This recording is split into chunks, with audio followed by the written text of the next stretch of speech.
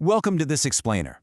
Today we're doing something a little different. We're descending into a grim, dark fable to map out the terrifying architecture of human beliefs. It's a journey pulled straight from the philosophy of Friedrich Nietzsche's masterpiece, Beyond Good and Evil. We're going to examine the chains we all willingly wear and look at that beautiful, all-consuming freedom that's just waiting beyond the edge of the known world. Let's get right into it. So our story begins in this completely bleak valley. Picture this, a herd of people living in perpetual fear right beneath a massive, crumbling monolith. It's a landscape defined totally by its limitations, a society bound tight by unquestioned dogmas. And running the show here, rulers known as the Great Scribes. They literally dictate reality itself. They constantly warn the people that anything outside their gray little valley is just wild, consuming chaos. Part 1. The Valley of the Herd. Now listen to the core dogma these people live by. The scribes tell them their suffering was a divine tax for their existence, a necessary sacrifice to keep the chaos at bay. Heavy, right? The herd actually comforts themselves with these laws because, well, it gives meaning to their misery. It's a brilliant, if sinister, weaponization of the unknown. They take human powerlessness and turn it into a supposed virtue, all just to keep that imaginary chaos out. But here's the kicker. What this herd absolutely believes to be divine law is really just a historical recipe for survival. It's a morality forged right in the furnace of their own weakness. It's basically a three-step process. First, you have societal needs, just basic stuff to keep the herd safe. Second, power dynamics kick in, allowing the scribes to enforce those specific needs. And finally, historical circumstances pile up over generations to cement these arbitrary rules into unbreakable sacred traditions. Which brings us to part 2, Architects of Chains. You see, these scribes are absolutely not benevolent protectors. They are architects of chains. By defining exactly what constitutes good, they completely control who holds power. They literally take their own personal biases and their own thirst for control, and they dress them up as universal moral laws. It's the ultimate bait and switch, chaining the minds of the herd just to maintain their own exalted dominion. Part 3. Master and slave morality. So, we're looking at a total collision of existences here. On one side, we have slave morality. This is essentially the tool of the weak. It prioritizes collective safety, utility, kindness, and absolute obedience, all to protect the herd. But then, on the flip side, we have master morality. This mindset utterly refuses to look to external authorities. It values nobility, strength, self-glorification, and taking on the terrifying responsibility of forging your own authentic path, no matter the danger.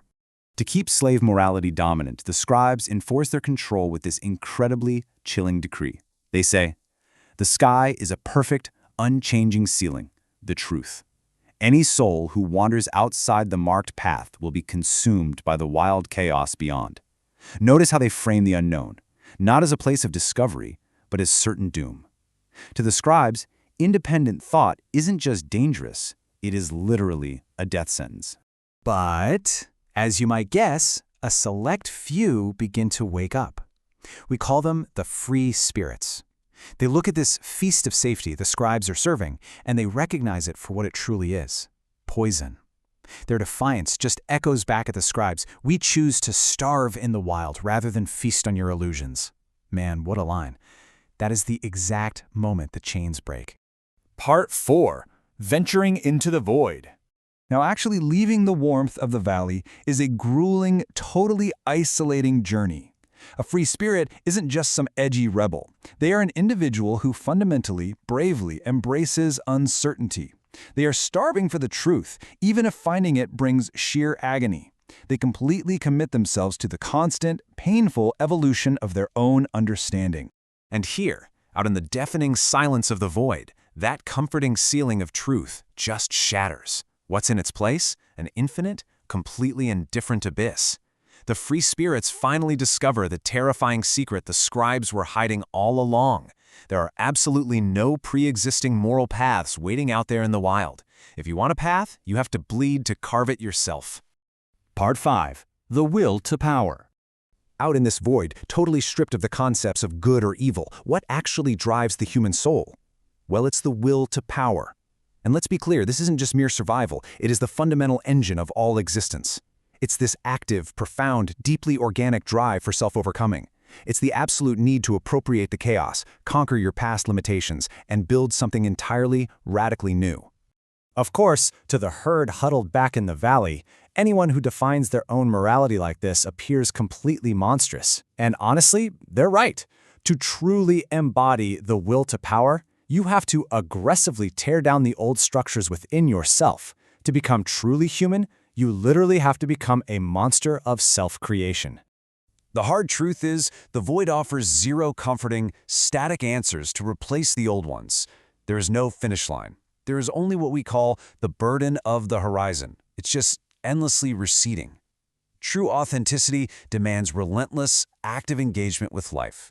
It demands that you constantly question those inherited beliefs and permanently abandon the cozy warmth of the valley. I want to leave you with a final provocative thought to ponder long after this explainer wraps up. The story of the valley and the void, it's a direct challenge to us. So ask yourself, are you feasting on illusions just to feel safe? Or are you truly willing to step away from the warmth of the valley, risk the safety of your own soul, and face the biting winds to become a monster of self-creation in the infinite abyss? Thank you so much for exploring this fable with me.